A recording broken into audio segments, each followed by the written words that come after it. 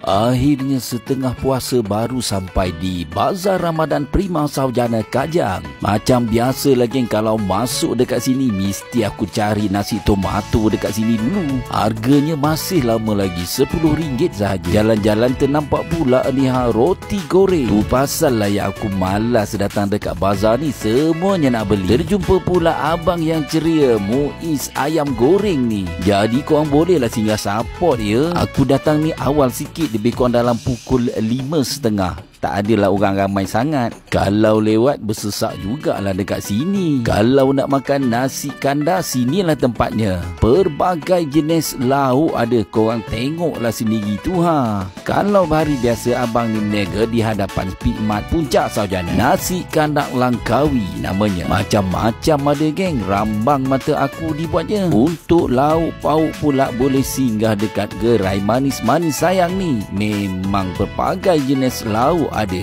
Roti John cheese leleh ni tiap-tiap tahun dekat sini. Yang berdekatan apa tunggu lagi geng? Boleh try.